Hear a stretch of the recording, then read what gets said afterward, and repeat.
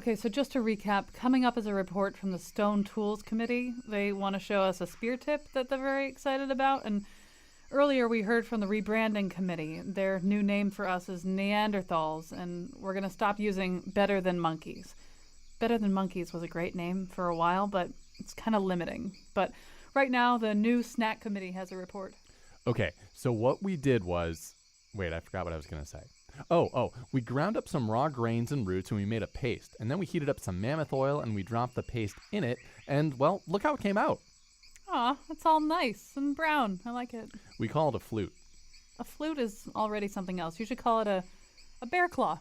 That's a good name. Take a bite.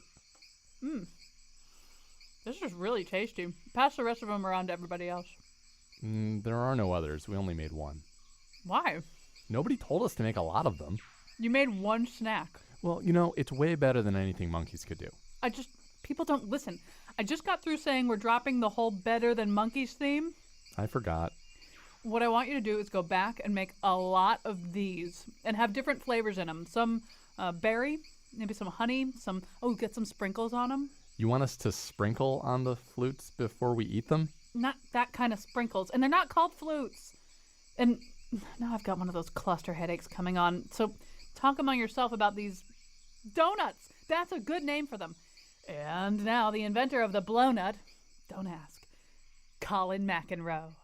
One of the ironies that occurred to me in the parking lot a couple of hours ago is that we're doing a show today about donuts, and it's produced by essentially the one person that I know professionally who is routinely able to resist donuts. Because one of the things about donuts is, like, if someone brings them into work, everybody, no matter what, you know, even if they've been told by their doctor that they can't ever eat a carbohydrate again, it's just a free pass, right? You can just, somebody brought a box of donuts, you can eat one. Except that Betsy Kaplan, who produced the show, she's the one person who doesn't eat the donuts because she has this alarmingly severe sense of being a good person, which is not really shared by anybody else here.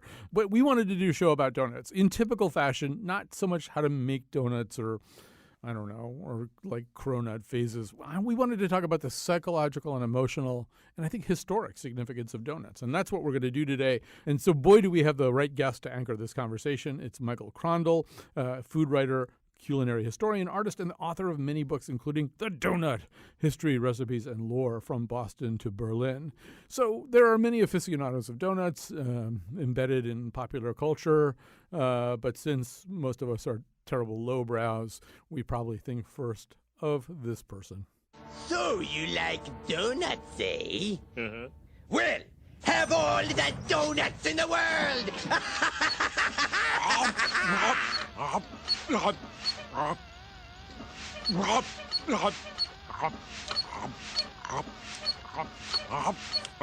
More. I don't understand it. James Coco went mad in 15 minutes. That, of course, is Laurence Olivier in Coriolanus. No, it's not. It's Homer Simpson. So, Michael, there's a way in which Homer Simpson embodies with his body one set of stereotypes about donuts, which is that they're somehow or other kind of, they're a proletarian food. Maybe everybody enjoys them, but they reach us at the lowest and most id-based level of our comestible existence. Maybe you can talk a little bit about that. Well, I prefer to think of them as the egalitarian pastry that every American can enjoy, and a pastry that has been around basically since the founding of the Republic and has always been very much the leveling kind of a pastry. It becomes really, really popular during the First World War when everybody can have a pastry that's fried. They can have it day in and day out, whereas in ancient Europe, you ate donuts on holidays. You ate them on special occasions because they're actually expensive to make. You need a lot of fat, which used to be expensive. Sugar, flour, all those things used to be expensive. So they would have them for holidays. But in America, of course, you can have holiday food every single day, to our detriment sometimes. Right, and they sort of become the opposite in a way.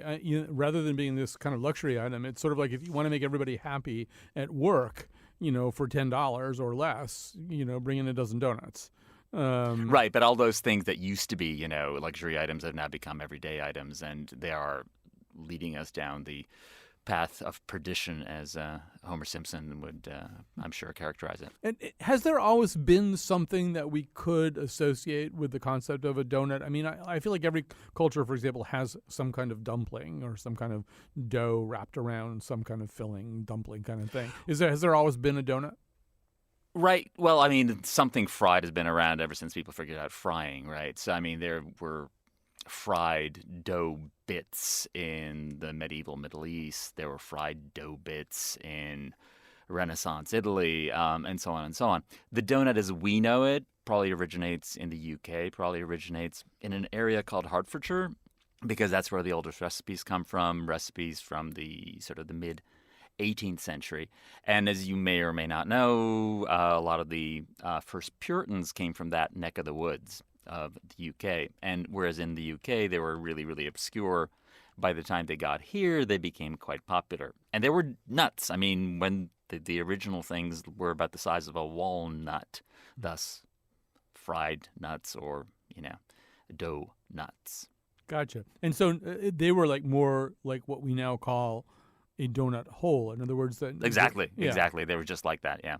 Do we know at what point the hole in the donut became kind of a thing?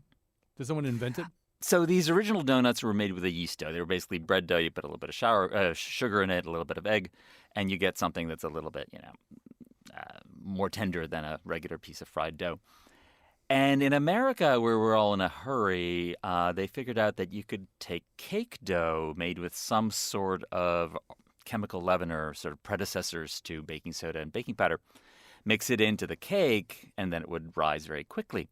And so they started to make these cake donuts instead of the old-fashioned risen donuts. But the problem with these is they have a lot of sugar in them. So if you cook them as long as you need to cook them all the way through, they burn.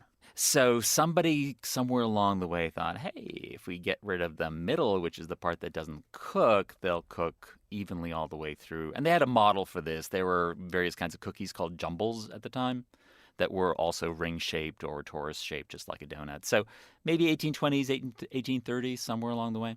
And I should tell you that I am 1/16th Wampanoag, and I was told by my great-grandfather in our sweat lodge that we had invented the hole in the donut. Was my great-grandfather incorrect?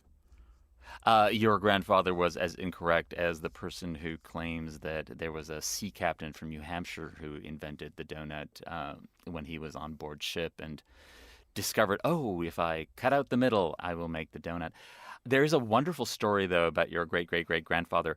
In the 1940s, there was an obsession with donut dunking, which actually connects to this idea of kind of the everyman pastry, this idea of everybody wanting to feel ordinary or working class, because it used to be that dunking donuts was considered kind of déclassé. In the 1940s, everybody's dunking donuts. There is a donut dunking society. People dunk donuts standing upside down on top of New York City skyscrapers. And the Donut League assembles a grave conference at a hotel in Manhattan to determine who exactly invented the donut hole. I should say that this is just at the beginning of the Second World War, when Hitler is basically running across Europe with the Blitzkrieg. But in New York, there's an important conference to determine the origin of the donut hole. And on the one hand, you have the Indian origin story, which is that a native youth is chasing down a settler woman and shooting an arrow which apparently pierces her donut. We're talking about, of course, her pastry in this case. Mm-hmm. And then there's the other story, which is this 16-year-old sailor from New Hampshire who invents the donut hole because he's on a ship. The hole in both of these stories is that the pastry with the hole had already been invented by some 15, 20 years before the captain, who was at that point a little kid, basically a kid, supposedly invented the donut hole. I don't know. This sounds like the kind of thinking that led up to my family's land being turned into a golf course, but I'm going to just let that ride for now. I think one of the things that we have to say is that just as Proust has this incredible flood of memory and emotion triggered by a pastry, by a Napoleon, there's a way in which we associate the donut with some kind of primal experience. It's the thing we were doing. So, Jonathan, if we could hear clip number 2, I think we have a pretty good example of this. there was a little shack at Sound View in Old Lyme. And I was allowed to ride my bike to 2 or 3 blocks over early in the morning before they opened and wait patiently on this gravel and shell path in front of it for them to swing open the wooden doors where you'd already been drooling because of the smells of those freshly made donuts. And I'd buy a couple of bags to take home to our cottage and eat about 6 on the way home, thereby ruining my breakfast but making the day pretty pleasant overall. All right. That man, by the way, is in witness protection. That's why his voice sounds like that. No, actually, we set up a special voicemail line so that people could call in with their own Proustian donut recollections, thinking like 2 people would do it. But instead, we had this incredible flood of people doing it. So, Michael Crondall, there's 2 things going on there at minimum. So let's unpack them. One of them is he's describing a place called Sound View, which is an old Lyme, which really did have these famous donuts. I beheld them and ate them. They were these... my recollection of them was there were these kind of glazed donuts that would sit in this almost coagulated, oily, sugary, I'm not sure what, but people really liked them a lot. It's like Garrison Keillor's thing about the dark stains that indicate freshness. And so you've got that, and then you've got childhood, right? I mean, there's a way in which we imprint on the donut. I think we imprint on all these things. I mean, we imprint on sugar, right? And one of the attractions of a donut is, if you think of a donut, it is the perfect space food. It's got, the fat, it's got the sugar, and it's got the carbohydrate. Somewhere in there, there's some protein, but I can't quite figure that one out. It is starvation food if you need to be stuck on your way to school, for example, in the cold winter's day. So yes, primal, definitely primal. And I think also with certain activities, with certain recreational activities, things that you're doing that a donut goes with. Let's hear that, the voicemail number 3 about the Krispy Kremes. My memories are of childhood birthday parties. They were all the same. Every kid from Crestline Heights Grammar School in Mountain Brook, Alabama, had the exact same party. Our parents drove us to the other side of town to the Rainbow Roller Rink, and it was torture for me. Well, I still am the kid who could only skate to the left while holding on to the rail. But if I hung in there long enough, there was a big reward. We all gathered at the end, and out came the giant flat white boxes with green and red lettering full of glazed Krispy Kreme donuts. And we washed those hot, greasy, sugar-coated fried hunks of dough down with Coca-Cola, not Coca-Cola. We were in Alabama. All right, so a couple of other things going on there, too, Michael, including regionalism, right? I mean, whether we're talking about Tim Hortons in Canada or Krispy Kreme in the South or the Soundview donut of Old Lyme, there's a way in which donuts and place get wound up together. And I think that's because of the freshness, because a donut has to be, it has to have that goût de terroir, which in this particular case is Greece. Because these donut chains tend to be regional, right? Some are a bit more national now, but Krispy Kreme has long been associated with the South, Tim Hortons with Canada, Dunkin' Donuts obviously with New England, there's Winchell's on the West Coast. So people grew up with these particular chains and have these memories. One of the funny things about that, though, is this sort of childhood connection to the donut. Before there were all these chains, donuts were very much associated with mom, kind of mom and apple pie. And so during the First World War, when the Salvation Army went over to Europe, they made donuts for the doughboys. No connection to donuts, apparently, that term. But anyways, they were making donuts for the doughboys, and there's all these descriptions of the doughboys would look through the hole in the donut and see their mother frying up a fresh batch of donuts on the other side. So they had that mom, apple pie, donut association, especially for New Englanders.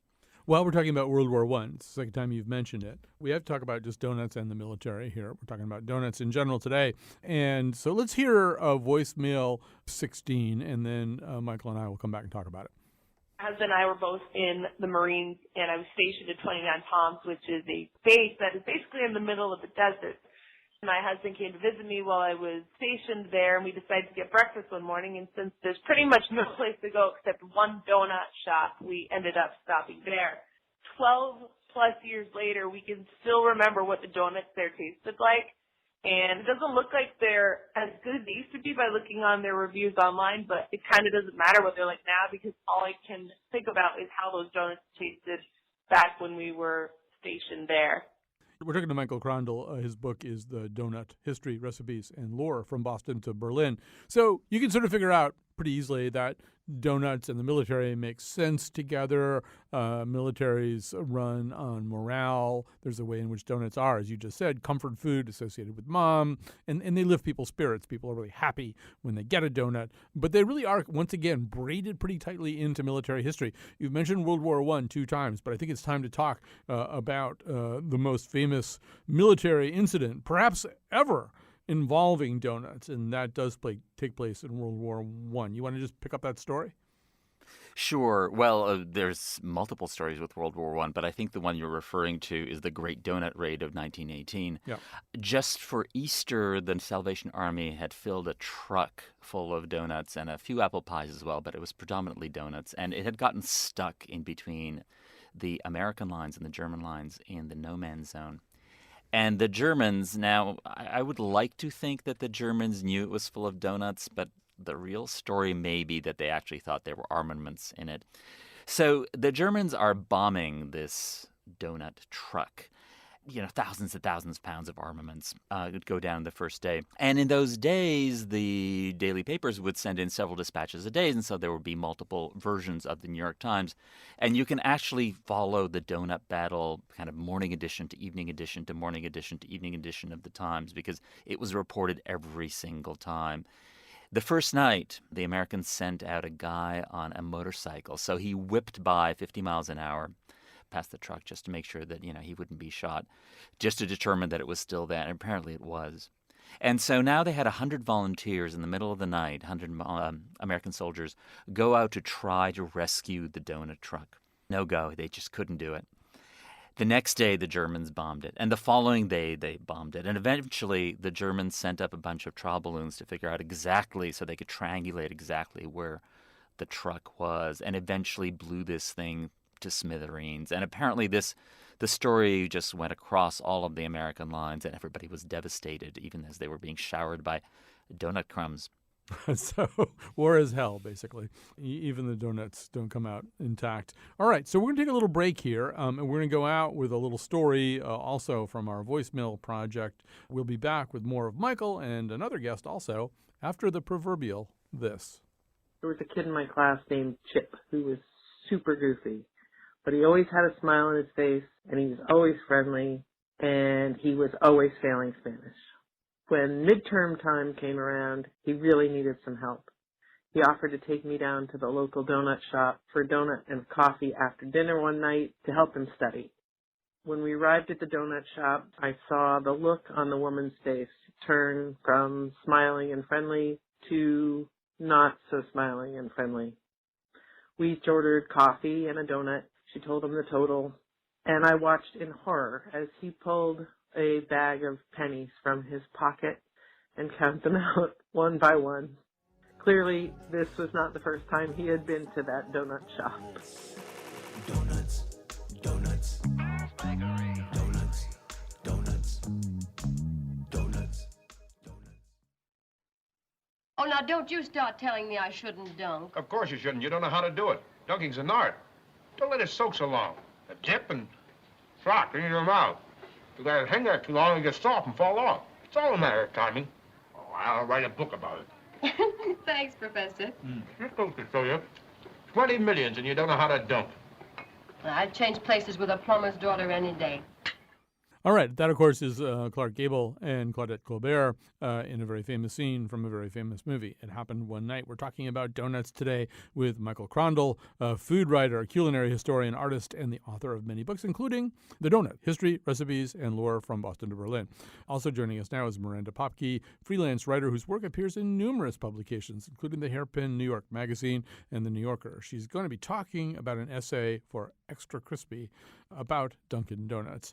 But before we get there, so Michael, I think one thing that happens, so we talked about World War I, there's another World War II, more donuts get eaten, people get even more hooked on donuts. And then, correct me if I'm wrong, I feel like coming out of that war, there's the beginning of the notion of the donut shop as something that an entrepreneurial young man maybe coming out with some GI Bill, small business loans or whatever, it might be a way to get in. Opening a really fancy restaurant might be too hard, and opening up a gas station, there's maybe a little bit more of a buy-in in terms of the kinds of hardware that you need there. Opening a donut shop maybe is a way that you can begin an economic life. So does that start to happen? It actually starts to happen after the First World War, believe it or not, because it's then when donuts really become popular. What happens more after the Second World War is you get the chains starting up. So you get Krispy Kreme expanding. Krispy Kreme predates the Second World War, but it sort of expands afterwards. You get Dunkin' Donuts in 1950, and then that expands. So you get this idea of the franchising. But yeah, I mean, there were loans as well as, the GI Bill wasn't just for people to go to school. There were also all sorts of small business loans associated with it as well. And yeah, donut shops were a very, very easy way to get in. But also the car came in. Yeah. That was huge. Yes, right. So you can drive to the donut shop, get your donuts, maybe take your donuts back home. And I feel like one of the things that has steadily stayed the case is that, for example, I think there's a couple of Dunkin' Donut franchises around here that are run by people I think who might be Nepalese. I have to rely on my son for this. Yeah, South Asians and East Asians, right? There's a way in which the new class of immigrants could maybe come over and take over this thing that seems like it's fundamentally, almost literally white bread American. It's, again, regional. I mean, in California, it's mostly Southeast Asians who've been involved in donut making. In the Chicago Midwest area, it's almost all exclusively South Asians. In New England, it's kind of more mixed. But it's a way that someone with no money who can depend on the family to work for no money can get their toe into the door of the American dream. All right, so Miranda Popke, I think you were puzzled by something that I'm a little bit puzzled by at times, too. I don't particularly like Dunkin' Donuts very much. I don't like their coffee. I have other coffee preferences. I'm not that interested in their donuts. If I want a donut, I'm going to get one from some kind of idiosyncratic, locally owned, one shop, one owner kind of place. So I don't have any real relationship with them. And I'm also vaguely annoyed by the fact that they just seem to open up in every 15 seconds there's a new one in some space that I wouldn't have believed could be converted into a Dunkin' Donuts. But the reason that last thing is true is that the people really like Dunkin' Donuts a lot. People who are not me like the coffee, they like the donuts, they like something. So you tried to figure out what that something was. What did you find out? So, yeah, like you said, I started with sort of the same question. I'm from California. Dunkin' Donuts doesn't really have a toehold in this state in the same way that it does in the Northeast. And so I spent a few hours just interviewing men. They were all men who were just sort of sitting around either before work or maybe they had the day off on a morning at the original Dunkin' Donuts location, which is in Quincy, Massachusetts.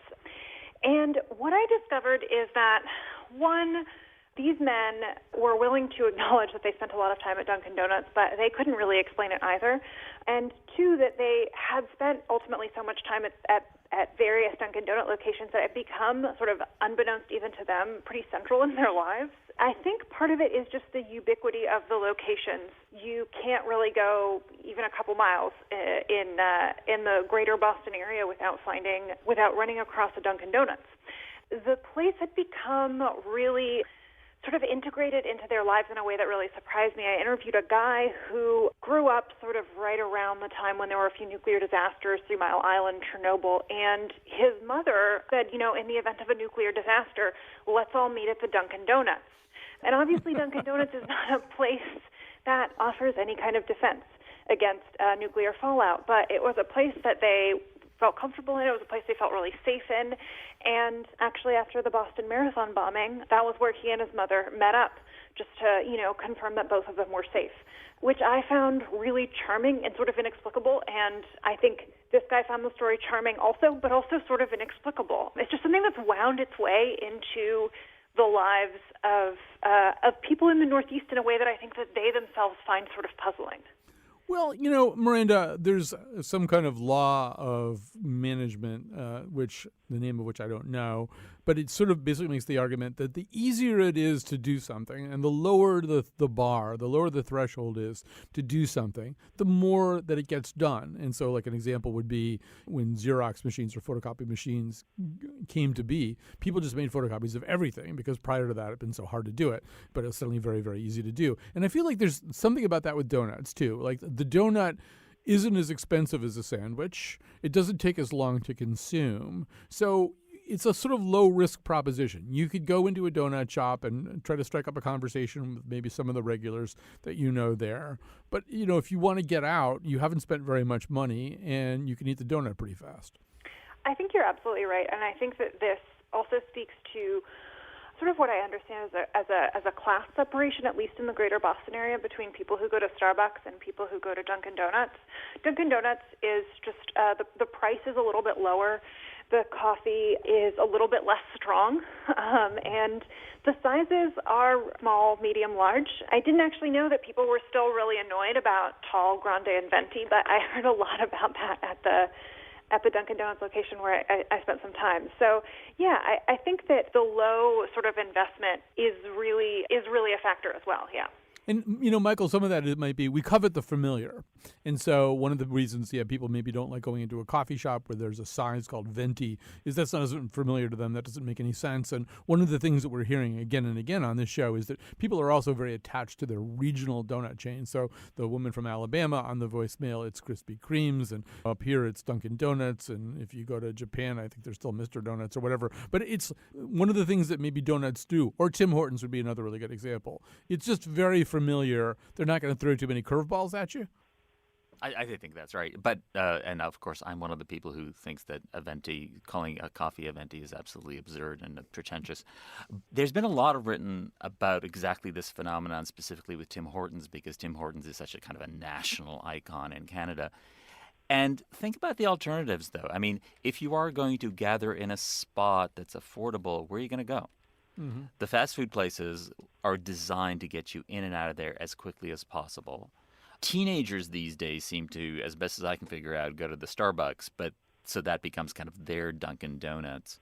But people of a certain age, of a certain class, they really don't have an alternative where they can hang out for an hour or two and nurse a cup of coffee. Where else can you meet other people in a suburban situation like that? All right. So, and I think it's easy for somebody like me to be a glib cultural anthropologist about this, but quite frequently there are emotional sunk costs in these relationships.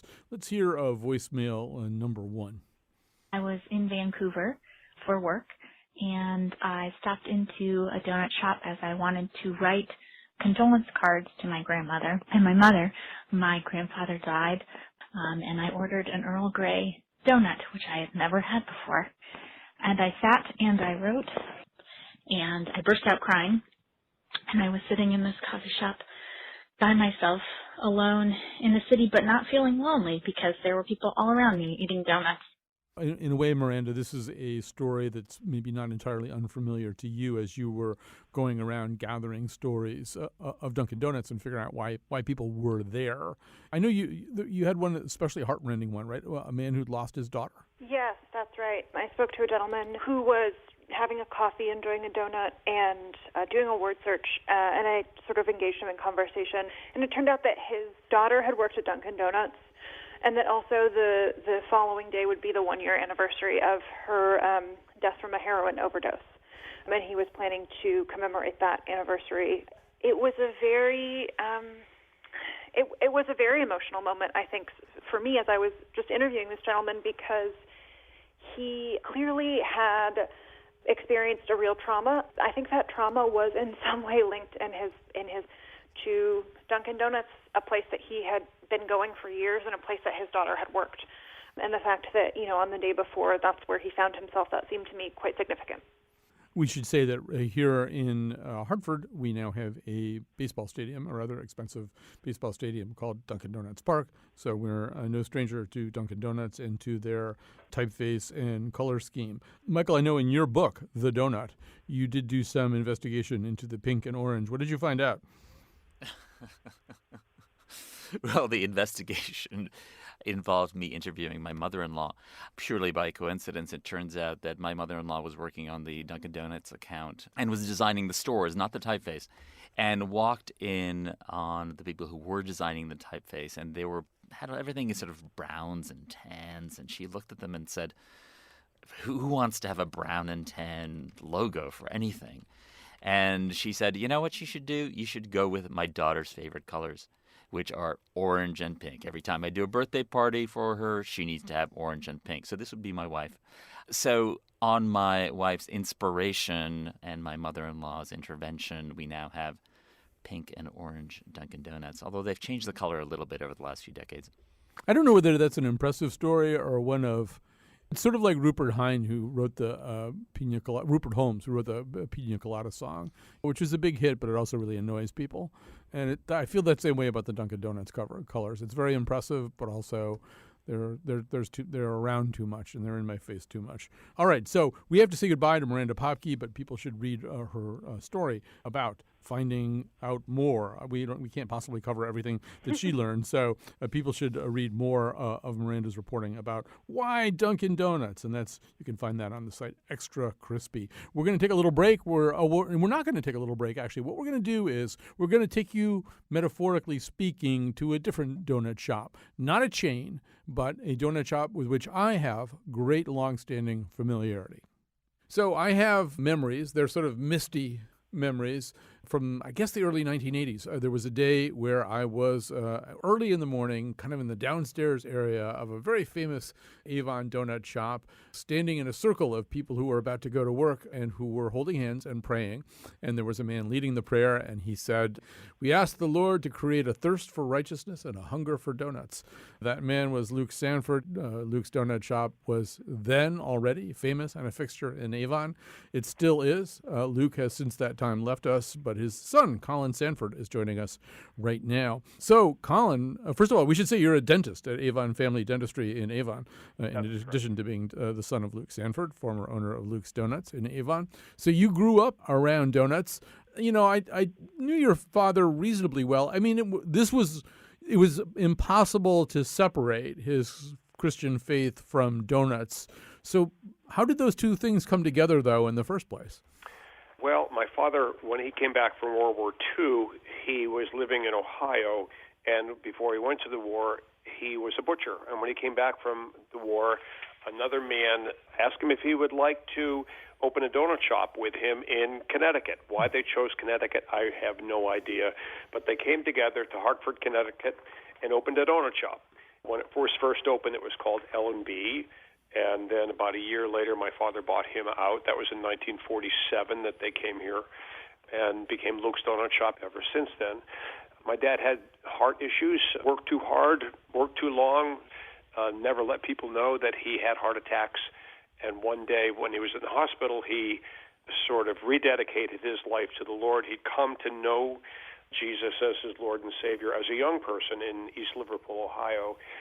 And like so many, had sort of drifted away, but rededicated his life to the Lord. He said if the Lord would heal him, that his life would forever reaching out to him and telling other people about Christ's love through the donut shop. And so he made great donuts, but also for every person that came in that he had contact with, he reached out to people with a love of Christ. Right. So praise the Lord was not only something that was said to people as they purchased their donuts, but it was right on the box. Luke's Donuts, praise the Lord. It was always kind of interesting, too, because there's an old saying from the war, there are no atheists in the foxholes, and there's sort of no atheists in the donut holes in Avon in the sense that I'm sure people come into that shop all the time who believe whatever they believe or don't believe whatever they believe. They're from every possible faith or no faith at all. But there's some way in which the donuts are so good that, everybody seems to be in a very good spirit. I take it nobody ever objects to being told praise the Lord when they get their donuts. Not that I have ever heard. Yeah. My dad always sought to be the most honest, upright person that he could be with people, both in his personal life and in his donut life, and he made great donuts.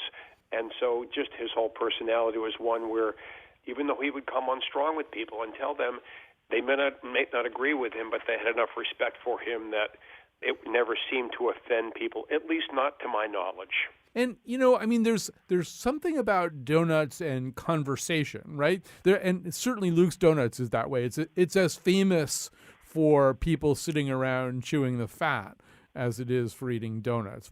Why do donuts and talking go together?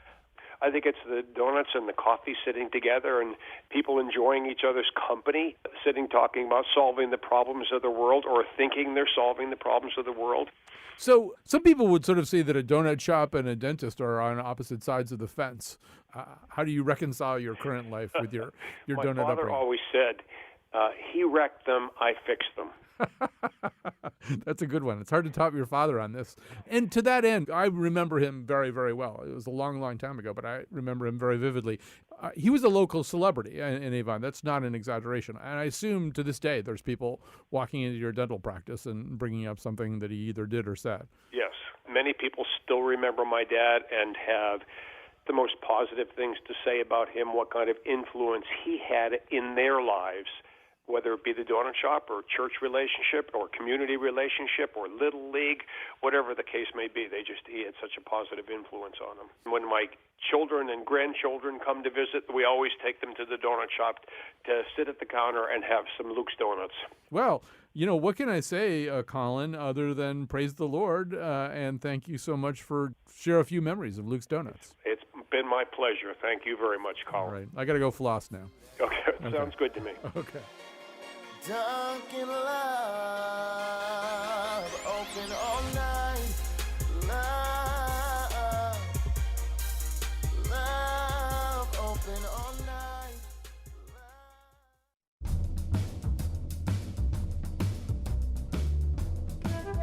I have to ask, crueler than what?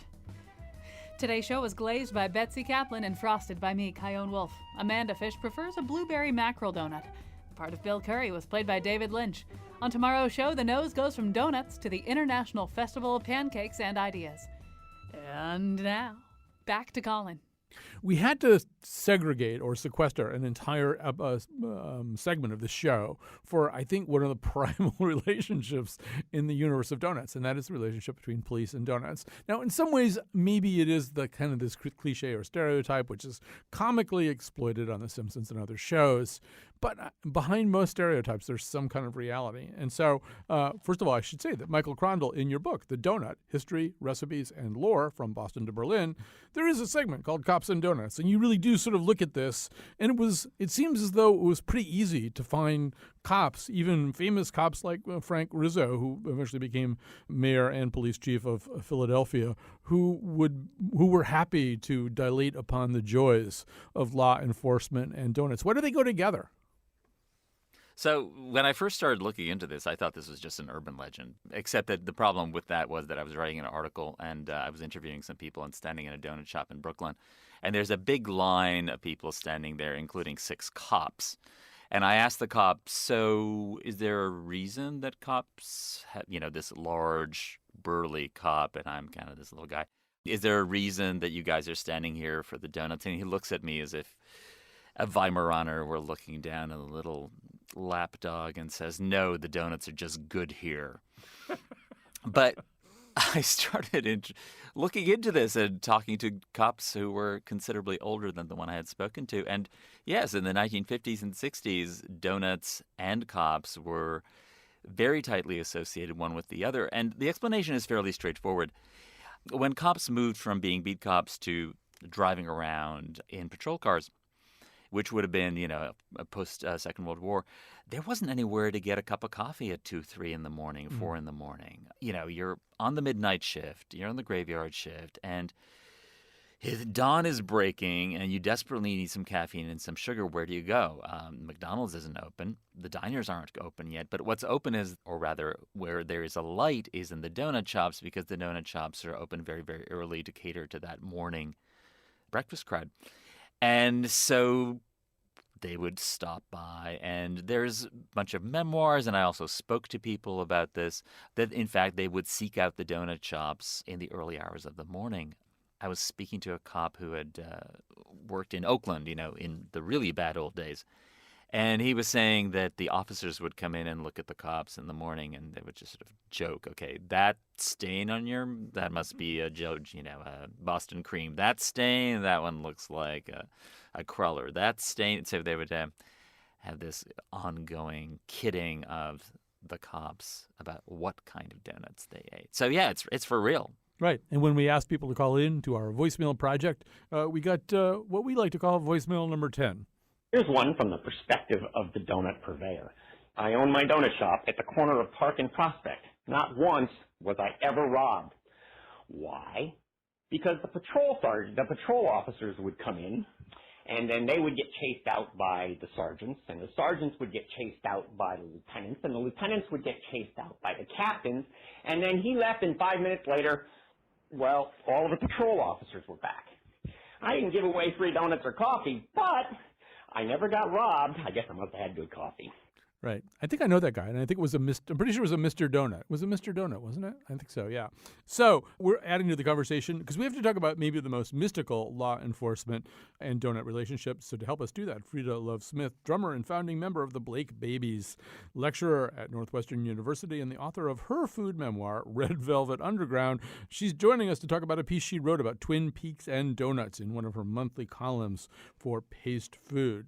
So Frida, obviously Agent Cooper and donuts, there's a way in which all of those stereotypes about rough-hewn, burly cops and their donuts are kind of smoothed out into this much more mystical surface. What's going on with donuts and Twin Peaks? Well, it's really notable on Twin Peaks that you don't see a single donut actually outside of the Twin Peaks police department. So it's a really important part of establishing the identity of that place and of those people. And donuts are depicted really reverentially and, yes, kind of mythically in the context of the police station. The donuts are simply a very, very good thing in the world of Twin Peaks. And interestingly, the police are also depicted totally benevolently. The police are a pure force for good. They're totally good guys within this worldview, which is kind of a mythical worldview, like all of David Lynch's work, of good versus evil.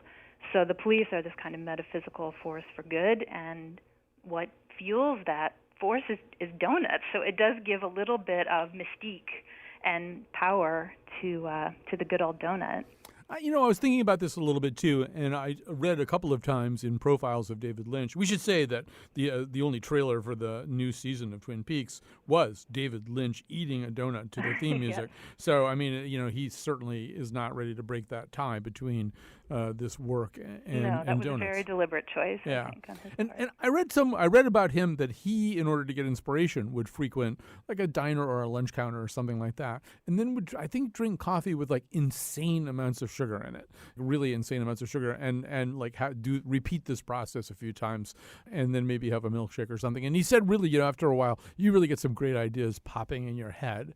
And I was wondering about that. You've studied this more closely. I don't have the close read on this that you do, but I wondered if, since so much of Dale Cooper's work, Agent Cooper's work, involves kind of sussing out connections that aren't necessarily linear, that and understanding problems, crimes, and relationships that exist sometimes at the level of real life, and then other times at this almost sort of quantum level of strangeness. Right, dream work and right. intuition. Is the donut connected to that somehow? Like that's a way in? I think that there's something about the way food is depicted, that food is sort of grounded in this nostalgia for the 50s, so that food is a kind of the stabilizing force that then allows characters like Agent Cooper to kind of go off on these tangents. So I feel like the food is almost like kind of a return to stability and to home, these very familiar everyday foods. And I think that there's something in those food habits of David Lynch's also of kind of eating the same thing and having these very regular rituals and routines that then seem to allow him to take these flights of imagination. So, Michael, I can remember when the original Twin Peaks was on and donuts were rendered cool by this because it was just the hippest thing on television. There weren't that many hip things on television even to compete with it. So, Michael Crondall, what I'm wondering is, are donuts cool right now? Are they enjoying any kind of hipster-driven artisanal renaissance or some other kind of renaissance now, Michael? They're so red hot that they're glowing. I just want to throw in one thought there about the mystical element of donuts. It isn't random that a halo is the shape of a donut. Yeah, I mean, donuts are the quintessential hipster food. If you're going to have the facial hair and the tattoos, you have to be eating a donut with some artisanal brew to your side. There is no more hipster food than a donut. And I think this goes back to that street cred that a donut has. Because it is associated with the working class, with the proletariat, it isn't like a cupcake, which is effete and effeminate. A donut, despite the fact that it has the most feminine shape in pastryhood, somehow is acceptable as a masculine treat.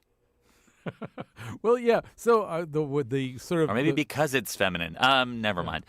Yeah. Well, and then we could just get into round donuts versus crawlers, and I think pretty quickly you lose our FCC license and our train of thought. So, but Frida Love Smith, you are inherently cool, being drummer and founding member of the Blake Babies. Oh, why, thank you. So, are you noticing a donut renaissance now connected to Twin Peaks or not?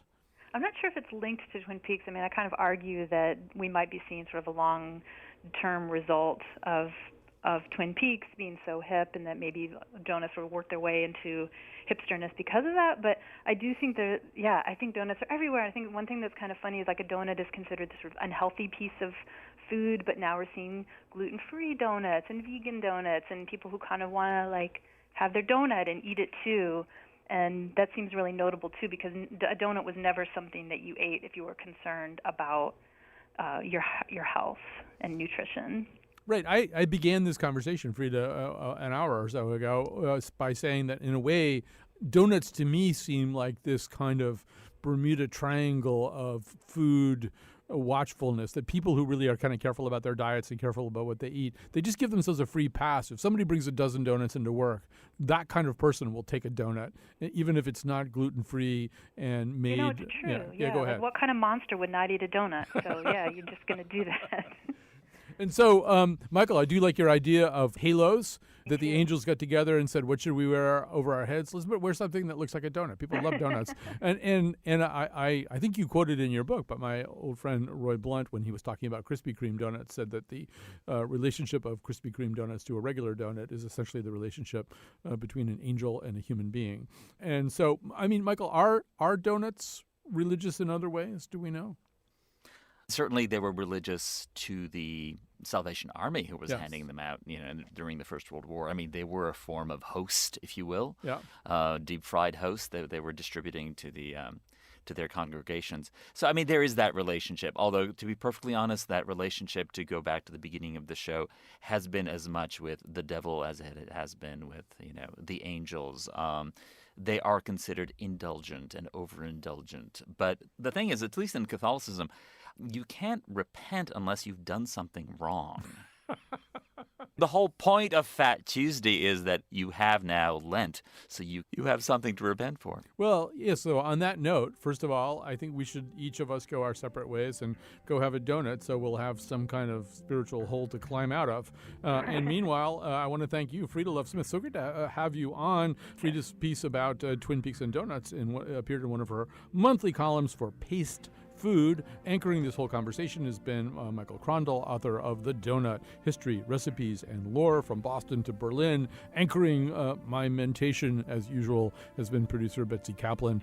Jonathan McNichol's been on the board, and we thank you for listening. We're going to go out with the music of Twin Peaks.